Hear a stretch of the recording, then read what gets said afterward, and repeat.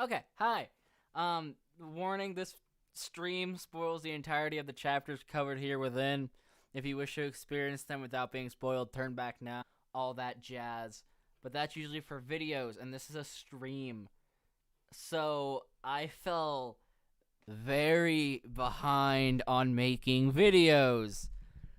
Part of it comes down to the fact that I worked at weekends every week, and it's not fun because I can't make content then, and I'm just pooped. But another one is just I haven't wanted to. Like, in my mind, these One Piece chapters are good, and I'm gonna get into that because One Piece is first, and then Chainsaw is next.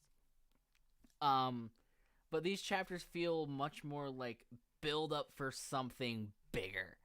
Obviously, it's the first few chapters of a new arc. That's exactly what they are. They are the build up chapters for the Egghead arc.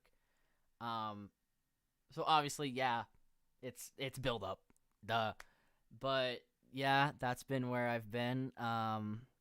You know how I keep saying that eventually I'm gonna start streaming like video games and all that nice stuff. Yeah, I don't know, bro, because like that's like more spur of the moment stuff, and I don't really do spur of the moment stuff anymore. um, that was usually a thing where I would like sit down and be like, "Oh, I'm gonna play some My Hero," throw on a stream. People wanted to come in, say something they could. If not, whatever. But yeah, I'm streaming in OBS now. I got my top chat up on YouTube. Okay, yeah. So we're gonna start. The chapters that we have to cover are One Piece 1062 and 1063, and then Chainsaw 105 and 106. There was also a Berserk chapter that released during my disappearance, but Berserk chapters always get separate reviews, strictly because I have much more to say about each Berserk chapter because of how much that series means to me. That's more of a rant review series than a in-depth analysis. Not even, that's not what this fucking is. This is me recapping the chapters and giving my 2 cents on them. So let's do that. 1062, Adventure in the Land of Science. These two chapters are very much like melded in my mind as one because of the fact that I knew I had to review them as one the second that this other chapter came out. So the chapter opens up with Frankie and all them meeting Vegapunk, or what is presumed to be Vegapunk. We're not going to hold the mystery. This ain't Vegapunk. The 1061 review I made, I had a lot of options. Like, it was Vegapunk. It was Vegapunk's daughter who got in an accident, all that. We are told later on that Vegapunk has 6 different bodies, I believe, and each body is used by Vegapunk to do different tasks. So, body O2 Lilith is confronting the Straw Hats for any loot that they have on the ship, and that is when another Vegapunk gets a hold of Lilith and tells her, "Don't be so damn rushy, like, don't be so quick to judge." And she releases Lilith releases some of the fucking, what are they even considered, like armored sea kings, I guess. But that's what the panel up now is. But the voice on the other phone tells her, and I'm going to read this straight from the TCB because I love how they phrased it. "You always have to insist on looting, whatever. And it continues to say, they're the Straw Hat Pirates. The newly dubbed Emperor crew are not going to meekly surrender." And then she insists that they'll have a bunch of loot, and the voice keeps pushing. "Even so, you've made a foolish blunder. Don't underestimate them. Look at that swordsman. That's Pirate Hunter Zoro. His bounty is 1.111 billion. See how calm he is? He knows you're in range for him to kill you in an instant. The same goes for Devil Child Nico Robin back there." And then the Vegapunk body asks what on earth that they could do against all these Sea Kings. And as we know, Zoro was able to wound Kaido to a point of similar damage to Odin. I don't think he has to worry about Sea Kings. even if they're armored, I feel like Zoro can kind of just do like a fancy sword technique, for lack of a better term, and just kill them all. And then we have Zoro asking Vegapunk. They're just straight up saying, "There's something I want from you, so you better play nice. Got it?" And that is a very weird. That's very weird for Zoro. He's not the one who would say that. You'd expect that to come from like a Straw Hat who actually has a connection to Vegapunk that we know of, like Frankie, obviously, Robin, debatably, also Nami, debatably, Chopper, kind of, because of the whole inanimate objects with devil fruits. But Zoro is not what I expected. And soon after this chapter came out, because this chapter came out on a break week, I believe. And break week does things to motherfuckers. And I'm about to explain.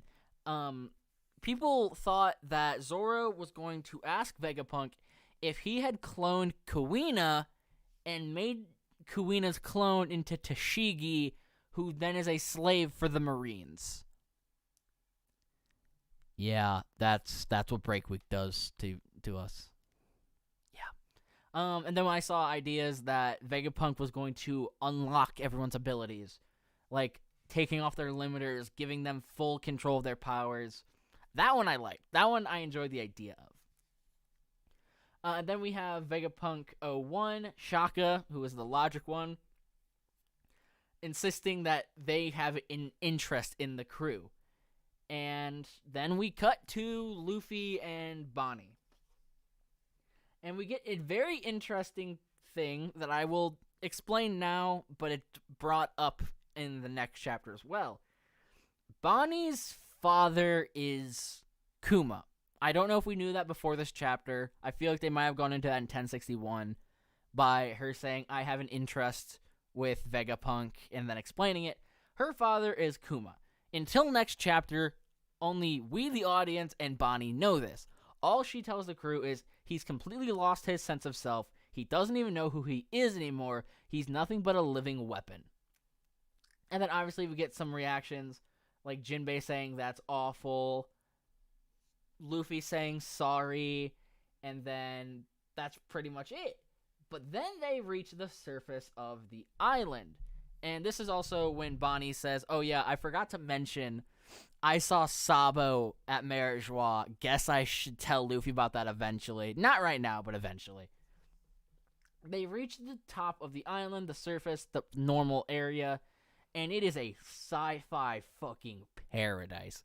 Tubes, dragons, like basically snow globes, but they're actual buildings. So much shit. This must have been such a nice departure from Wano to draw. But the dragons and all this stuff are holograms. And so is the food and everything. And the way that it is described, when Luffy throws a temper tantrum about them going right through it and it being so cruel, Bonnie explains it's a hologram, which is a 3D image made of light. You can see them in comics and science fiction stuff. Meaning, comics exist in this world. I think we knew that. But like that just kind of puts in perspective, like, these characters have media like that. They have sci-fi. They have comics, obviously. If you, like, obviously, Germa 66 was a comic or a cartoon or whatever. It was something that Law could experience as a kid. So, it's just nice to have that brought back up, I guess. It makes them feel like real people. And then we have another Vegapunk body, a very tall, I guess, like, how would you explain this? Very tall child that is said to be as big as Kaido in his human form. And we get some exposition that the island itself is a winter island, but it is climate controlled. And the mode is set to tropical, which makes sense for next chapter and the outfits. Luffy punches this Vegapunk because he thinks it's a robe or a hologram, and then Vegapunk smashes back and knocks Luffy into a food machine in which Luffy, Chopper, and Bonnie go nuts on the food. Steak, omurice, ramen, hot dogs, a lot of stuff. Cotton candy and cake is Chopper's two big things. And the Vegapunk goes off on a tirade saying it can turn raw ingredients into one of 500 unique dishes in under a minute. The make do with what you got mode is the best, but I can't be too happy since the lack of competent engineers means that this bucket of bolts can't be mass produced. Is following the blueprints that damn hard? It really pisses me off. So, obviously, we have characterization for at least this Vegapunk, and a little bit of exposition as well. Vegapunk has all these ideas, obviously, but no competent engineer can actually make them. Vegapunk is an unrivaled genius who literally nobody can come close to. And then the Vegapunk punches a hologram dragon, and everyone's obviously confused. It's a fucking hologram. But she's wearing photonic gloves that make it possible to physically interact with holograms. And I'm going to say it, right? I'm going to say it. This feels like a very offhanded idea, but I got it because, break week. What if the photonic gloves come in handy later? The holograms get hijacked. There's somehow a one-way damage output for the holograms, where the holograms can damage the environment, but no one can damage the holograms. Except for someone wearing the photonic gloves. That's just an idea I had. And then we have this Vegapunk introducing themselves as Dr. Vegapunk with the text, Dr. Vegapunk Atlas. And Bonnie notes that's just a total bullface lie. Luffy notes that he recognizes the name. And next we're on to a very interesting thing. I brought up, back with the Sabo stuff, that Lucci is there. Lucci is a possible candidate for future conflict. Yeah, Lucci and CP0 is here. And they don't look like they're fucking around. They are here to kill Vegapunk, who Lucci even notes is the single most useful man in the world. And him, and I'm blanking on the rest of the names, but him, the Goral, and Longnose guy, all are on the same agreement. It might be because of Lucia, probably is because of Lucia, and that has some ramification, straight up. And I know some people are thinking, oh, Lucci won't be a villain for another arc. Oda doesn't do that. He kind of doesn't, you're right. But at the same time, like, if Lucci's coming in with intent to kill Vegapunk, and Luffy and all them are trying to get something out of Vegapunk, they're not just going to let this man do whatever he wants. They're going to at least fight him. Sure, there might be a conflict that turns Lucci and all them into allies for the arc, like Smoker during Punk Hazard, but it's not going to be a trustworthy alliance. It is going to be based off of one factor, which is stop this person or achieve this goal. It's not going to be like Luffy and Law, where they can kind of go together for a while to eventually hit a final goal. It is going to be short-term, period. So, Cypher Pole Zero is back, and that's nice, because we did get a lot of Cypher Pole in Wano, but now we have some of the main big players, recognizable faces. They are also brought with them a new pacifista, Seraphim, of Kuma. And this brings up something that I want to know. One of the Vegapunks, Atlas, was misnumbered in this chapter, and Kuma's hair was the wrong color. Kuma's hair should be white because Seraphims all have white hair, and Atlas, I believe, was mislabeled as 5 instead of something else. But Oda and his editors made a statement it will be adjusted for the volume release, so that'll be interesting. One way to tell if a website or something has an updated volume or chapter will be with the Kuma hair, as I'm going to dub it. And like I said, it's hard for me to judge 1062 and 1063 separately because I read 1062 on release, obviously. But it was the first time that I just kind of skimmed a chapter and then was like, whatever. And then when I got 1063, I was like, oh, I should probably like reread that chapter, you know? And I did, but both of these chapters kind of blended together for me. So it's hard for me to judge them as one chapter when, for me, debatably, it wasn't. Is it? Hello? Is my stream dead? Oh, okay, we're good. But it's hard for me to judge it as 1062 and 1063 when, for me, it was two different chapters. So, all in all, that was a solid chapter. But now we are brought to 1063. The last chapter was Adventure on the Island of the Future. This one is The Only Family I've Got. And last chapter, on the cover story, the chocolate town was completely frozen over. And in this chapter, we see Cracker has been frozen over, Brulee is crying, and Pudding has been kidnapped. Very busy cover for this week. And then moving directly into the chapter, I know this is more of a breakdown than everything that I was supposed to do. Whatever, it's fine. We see that Luffy, Bonnie, and Chopper are all fed up and fat. The new Vegapunk, which looks like it is labeled 05. I don't know what the original numbering was. I think it might have been 3. Hello, Delirious. Yes, chat cats. Woo woo, chat cats. But the Vegapunk comments on that all 4 of them have bulging bellies, but obviously Jinbei was always like that. And he comments on that. This entire chapter, Jinbei is kind of the straight man to the trio's antics. And then we see a recycle cur, which is a dog that eats trash. And that is such a cool idea. And then we see that they have clothing vending machines. And Luffy gets a new outfit, which I am digging the style, by the way. And he straight up says the clothes feel so light, they're nice and breezy. And Bonnie also gets an outfit. So does Chopper.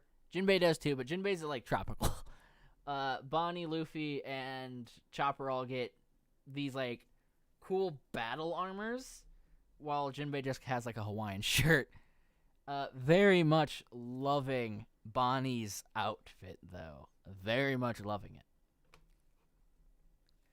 And Jinbei comments on the fact that it would have made a nice disguise if they had known that they were there. And then Bonnie comments on the fact that they need to go find Vegapunk, and Luffy just straight up says, "Hey, Kuma's coming." And is it just me, or is he looking for us? And this is, yes, it is a Kuma, and I would be hard-pressed to say it's probably not. I would be hard-pressed to say that it is not one of the original pacifistas that we were introduced to. So it's probably a pacifista that is on this island as a police officer. And we see that it is hunting down Luffy and all them for illegally obtaining provisions and garments, which are the food and clothes, obviously. And he beam mouths the group, and Luffy just straight up says, "We need to fight back. He attacked us first." Jinbei agrees. And Luffy goes for what I'm going to guess is a elephant gun, if not a red rock. And it's funny to see Luffy just throwing out this big of a haymaker. You have to think, Luffy's elephant gun was the first thing he hit Kaido with, and it did nothing. So he is so confident that it can just knock a pacifist out. Obviously, pacifistas were the first enemy pre-time skip and post-time skip that showed the Straw Hats progression. The crew struggled to take down one of them, and then they just murdered a group. And Bonnie stops Luffy from attacking, and another beam goes off, explodes, and Luffy asks, "Why did you do that?" And Bonnie says, "That's my father. He's the only family I've got. I'm begging you, please don't hurt my daddy." Holy shit. That's it. Just the idea that Bonnie's dad is Kuma. Obviously, we knew about it. Obviously, Bonnie commented on it last chapter, and arguably, possibly the chapter before. And the fact that she is so, I guess, attached to the visualization of her father that she's not willing to let Luffy attack it, even though he makes a point. It is a pacifista. This thing is not Kuma. Kuma is currently with the revolutionaries, and Kuma possibly isn't even Kuma himself. He is still in, like, indentured servitude mode.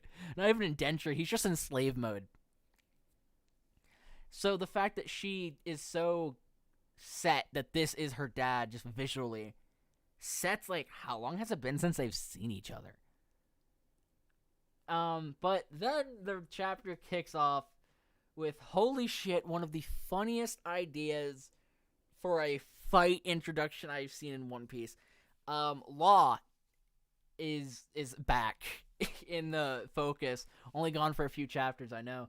But Law is fighting the Blackbeard pirates. We see the Sword of Zebek bearing down on the Polar Tang.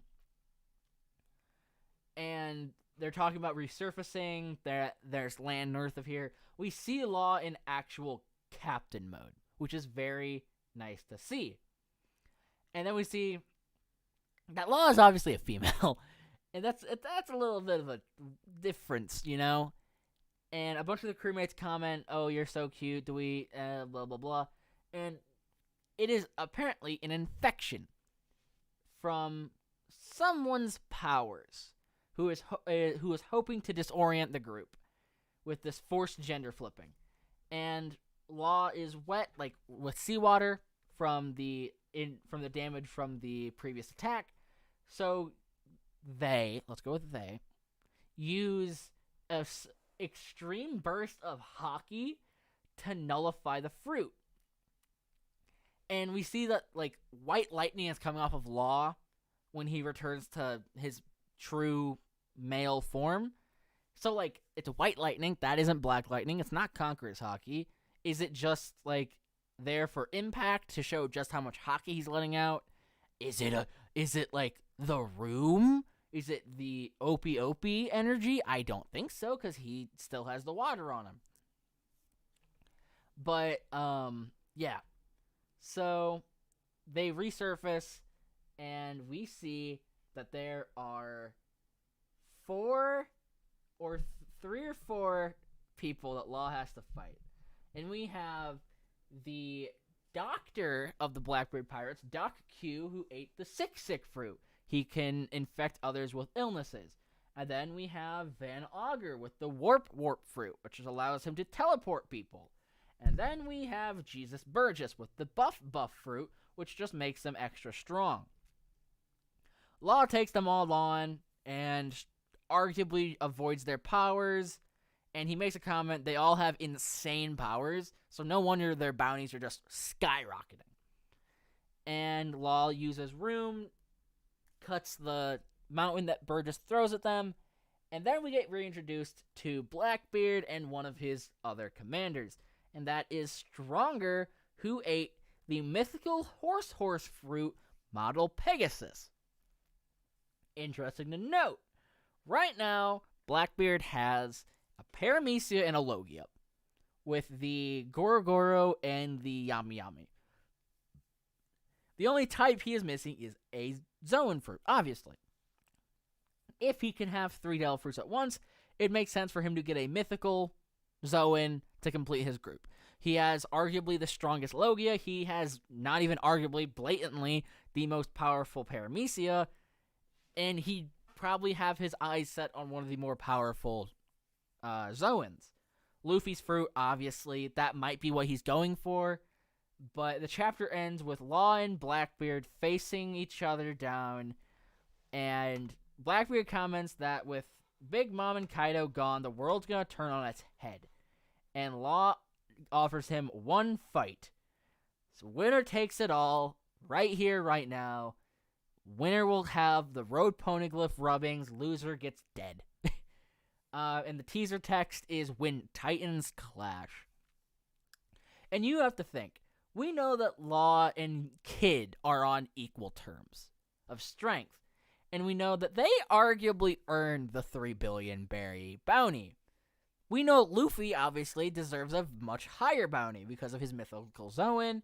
The fact that after his Fruit Awaken, he beat Kaido with minimal effort. Like, obviously, he literally died to activate his powers. But the fight against Kaido after his Fruit Awaken wasn't really... It was a fight, obviously. But it wasn't like the high diff fight that Luffy was running before.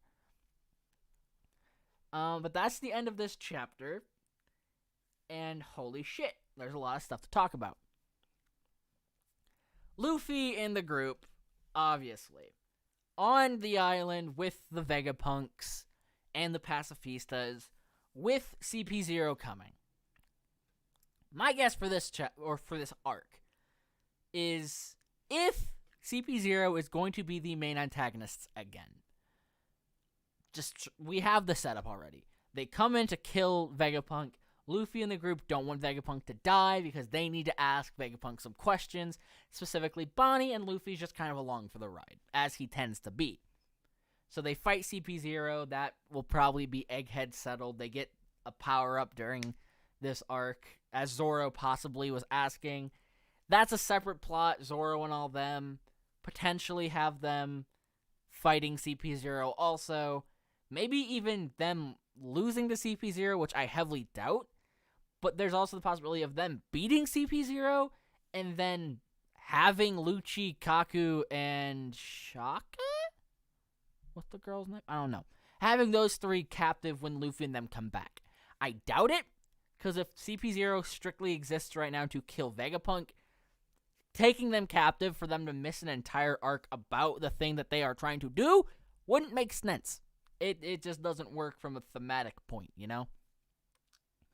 So, yeah. Law and Blackbeard, though.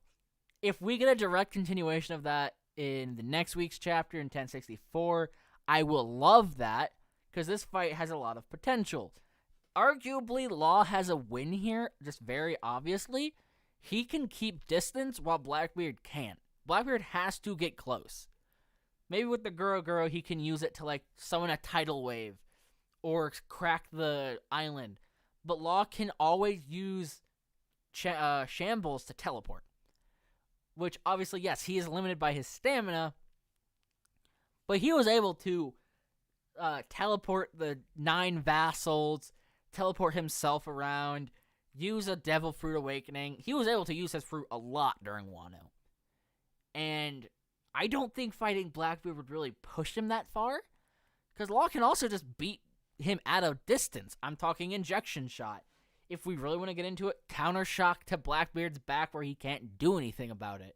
We know Blackbeard takes more damage than anyone else for a Logia. So if Blackbeard goes for, like, Black Hole, the one where he, like, sucks the person in, and Law just teleports out of it, hits him in the back with a counter shock, he's going to take more damage. But if this is a fight with Blackbeard and the commanders, Law might have a little bit of a harder time. Because you have to think, the Warp Fruit is literally Law's most signature ability just taken. The Sick Fruit offers a very unpredictable aspect where he can hit you with a fatigue if he really wants to, or any illness he can. The Strong Fruit allows Jesus Burgess to be the man close up. For him to be the one that goes into Law, Law has to be on the defense. And then the Pegasus Fruit allows Blackbeard that mobility as long as he is on Stronger. So if it is going to be a 4-5 maybe, V1, Law might have Law might have trouble. But if it's a 1v1 against Blackbeard, I don't think Law loses that. Unless Blackbeard has a new power that we don't know about, unless maybe Law just can't use the fruit like I'm thinking he can. But if he was able to teleport from the Polar Tang to this island he is on right now, he can do the exact opposite. He can teleport back onto the Polar Tang. Obviously, they can't go underwater because of the hole.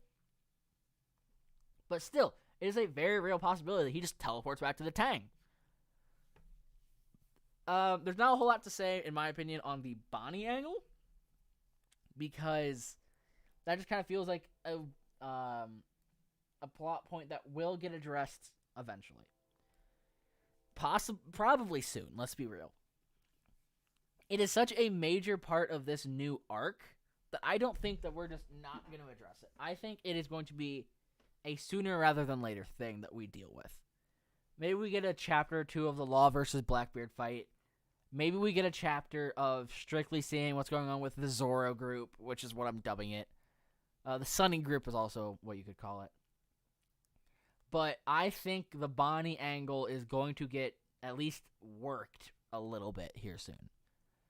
And that's all for the One Piece reviews, which would ordinarily be where I end this, but we have a whole other series for me to fucking talk about. Oh boy, let's get this out of the way right now. I liked these chapters. Holy shit, Chainsaw Man chapters 105 and 106, so good. It is setting stuff up perfectly for 107. 107 is shaping up the way that these past two chapters have gone to be a return to Chainsaw Man action while also keeping Fujimoto's new character-based style of writing. We've known... I guess I'll go over these chapters first before I get into like speculation of what's going to happen in the next chapter. And I always say I hate chapters that I can sum up pretty quickly, but I can do that with these. But that's just what's been happening with Fujimoto's writing style. Is there's not a whole lot of content in these chapters, but there's enough. The way that he writes it, a few aspects turn to a whole chapter. We have Yoru asking Asa, like, why didn't you believe Denji when he just outed himself as Chainsaw Man? Because that's where we left this series. Denji just told Asa, I'm Chainsaw Man, and she didn't fucking believe him. So we have Yoru being like, why are you not believing him? And she says he wouldn't out himself like that. He wouldn't be that fucking loose. And it'd be stupid if he was Chainsaw Man. Which, I mean, from a plot standpoint, yeah. But from an outsider's perspective, like our point of view, it's stupid that she's not taking this at face value. In universe, Yoru is wrong. Yoru jumping at the fact, oh, he outed himself as Chainsaw Man, that's him, is very naive. But in our world, we know she's right. And with a back and forth, Yoru agrees that if they can bait a devil into the school, Chainsaw Man will show himself. And she tells Yoru that if she can come up with an idea on how to bait a devil into the school, she'll go along with the plan. And this leads to the nice dialogue, maybe I can actually tame her, from Asa, believing that she can actually wrangle this devil, literally. And for the rest of the chapter, it's kind of just Asa and Yuko hanging out with some big reveals. Because of her messed up leg, she hasn't been going to school, and so this is where we get into the part where I can't even go beat for beat what happened in this scene, because it is such a roundabout thing. Yuko killed her neighbor, and then admits that she can read Asa's mind with a devil. She asks Asa what her deepest secret is, and she says, oh, it's when I peed myself in school. And Asa's like, aha, very, very funny. But I know that her exact line is, okay, but anyway, this is great. We both shared secrets. That means we're besties now. Don't worry, I won't tell a soul about your secrets either.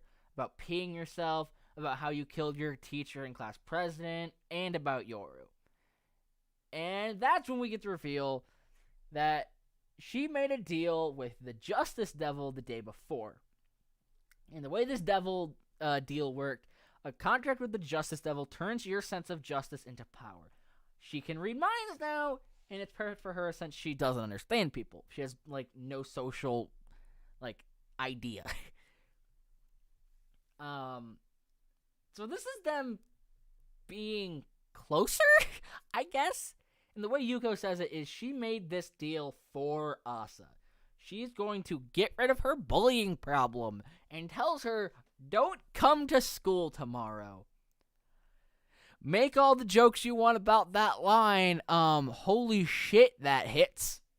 Just in general, it hits. That's a line that came out of a manga about a man who grows chainsaws from his head, arms, legs, penis, everywhere. Funny. Not funny, though. But like I said, this is Fujimoto going back to his very introspective writing style. Very character-focused, character-centric. Putting action on the back burner to give us some of these moments. Because if you think about it, part 1 wasn't always go, go, go action. We had moments like this. But it was never like this. It was never chapters of just characters talking. There was at least a little action mixed here or there.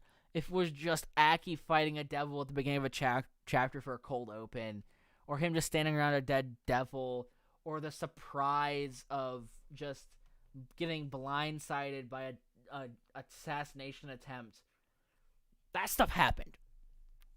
And with these, sure, those like left curves are happening, but they're happening much slower. In 2 chapters, we get 2 of those, but they don't make a big impact without the other. The one from 10:05 has no real impact without the plot twist from 10:06, which we're going to be getting into right about... Change. Get rid of the picture, please. The way I have OBS set up is so fucking dumb. I guess I'll explain it. I have the frame of each series, so the like outer edge, on a separate layer, and then I put the pictures in under it. And then from there, I have to freehand change everything because I don't know how to do automation. Obviously, I could like set up different scenes, but I don't want to do that. That's too much. I'm not gonna fuck with that. My computer's dying. Like it's buffering, so we're just gonna take this time to chill, sit back, you know, fluff out our stream time as it loads. It's a white screening. Not actually white screening. That's not that bad. Hello? Hello, computer? Please, computer. Okay. Hi. We're back. Devil. Chainsaw Man. The plot twist from 10:05 has no impact without the end page of 10:06, which is... Well, let's go through the chapter itself, as we tend to do. Very simple. Yoru has taken full control of Asa's body and makes the statement, you do not get your body back until she is dead. Straight up. And there is a question of, what is she planning on doing? And very obviously, Yoru is smart and tells her, that's a silly question. She straight up told you she's going to kill the classmates who bully you. And she tries to take the body from Yoru, and that's when she proves, no, I am in full control. You have nothing to do here. But yeah, she straight up says, I'm going to read the exact line because I feel that gives me at least a little bit of believability if I'm quoting the most widely circulated translation.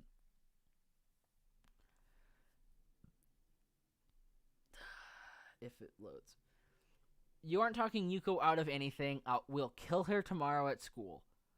Our goal is to defeat Chainsaw Man. He might show himself if we fight Yuko's devil transformation at school. Besides, we can't let a human know about me and live. Now, can we? I'm staying in control until Yuko is dead. Oh boy!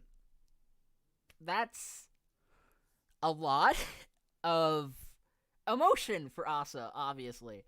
And for us, because with Fujimoto's slower pacing, at least I have found myself growing attached to Yuko.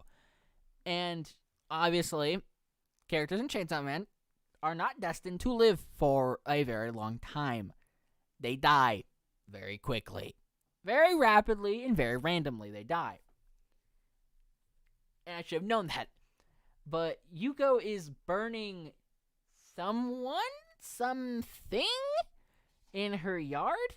And she says, Asa, I'll save you soon, okay? I'll kill all the bad guys for you just like Chainsaw Man. So, we're getting a little bit of Yuko's, I guess, motive here. She's doing this to be Asa's Chainsaw Man.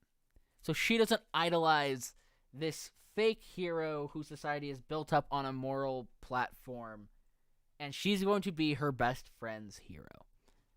That's me reading very far into this, but whatever.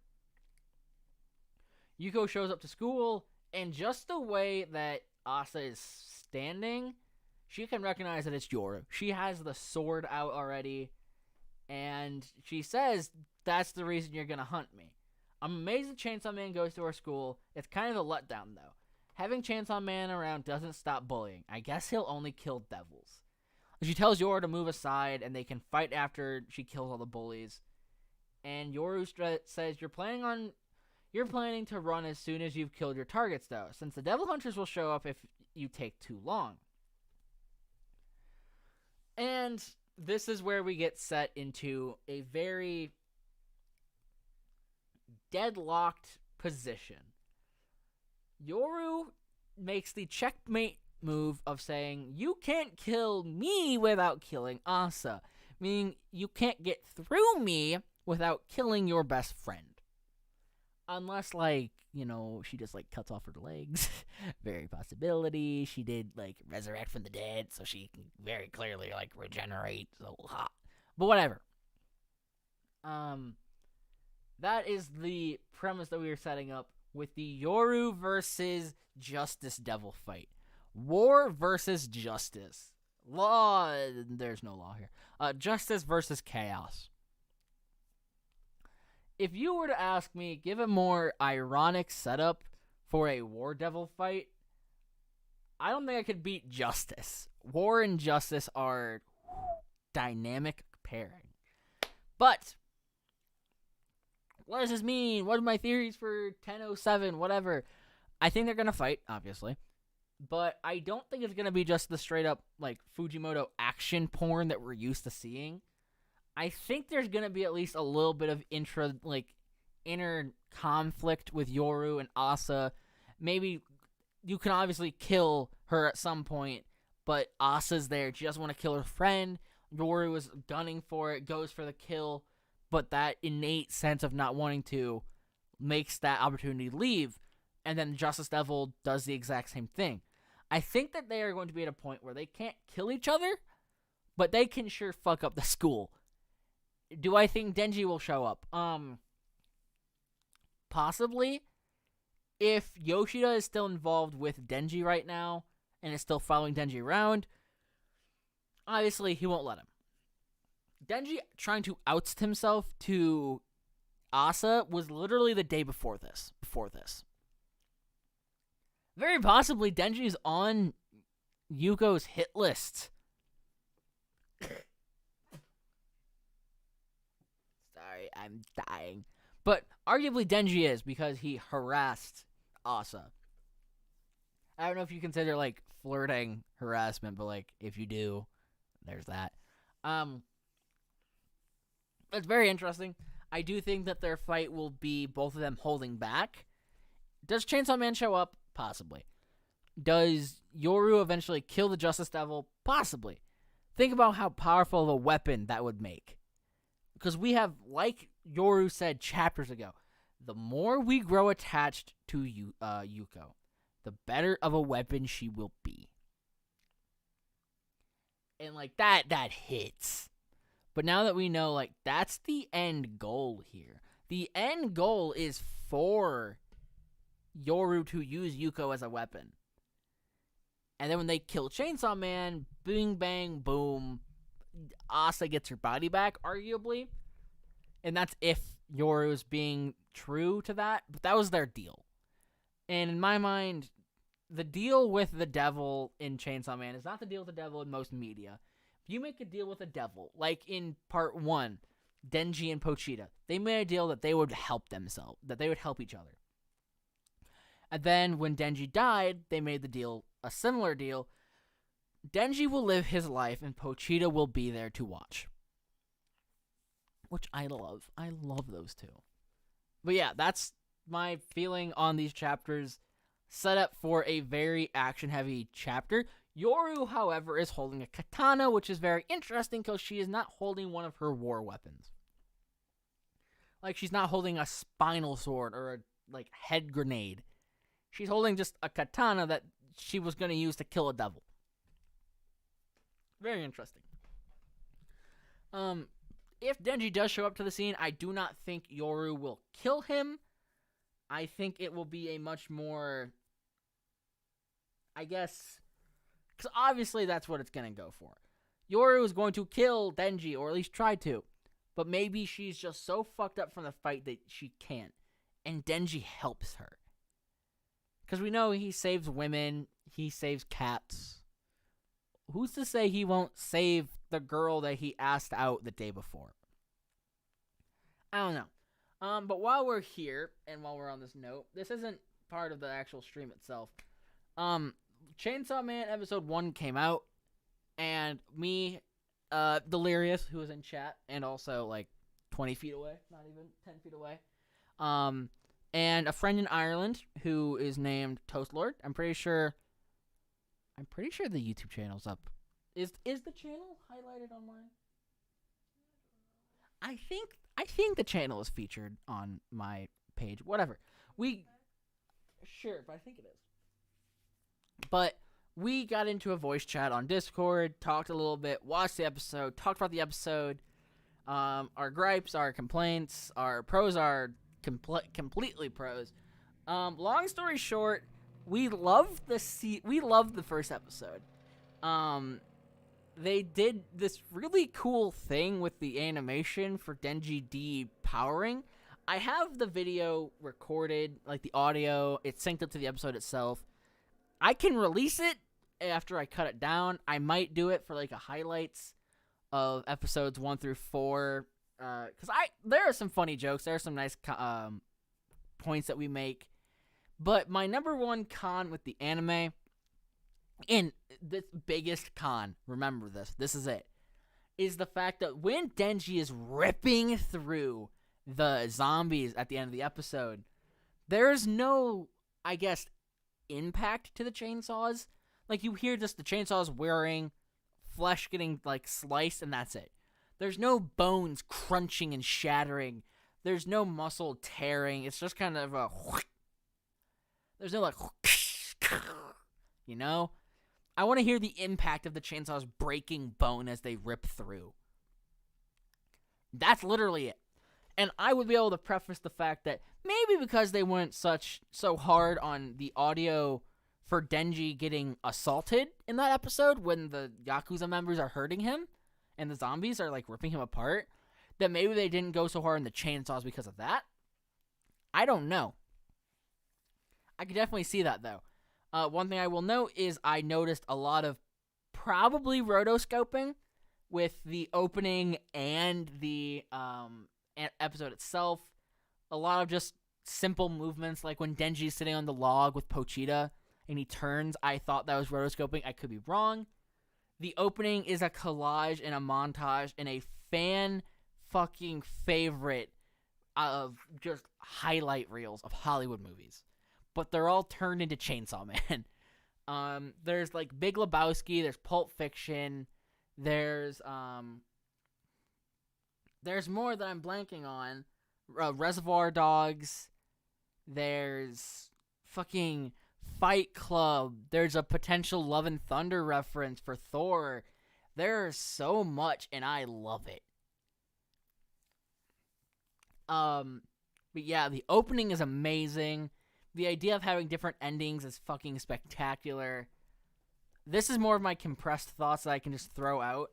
I loved the first episode, and I am looking forward to seeing how they do the rest of it. First episode was just the first chapter, because obviously first chapter was the longest one. It would fit an entire chapter, or an entire episode. I think from now on we're probably gonna be aiming 2 chapters each episode, 2 or 3. Hopefully a little bit higher, because I know some of those action chapters are very short and will play out in the anime probably like in a minute.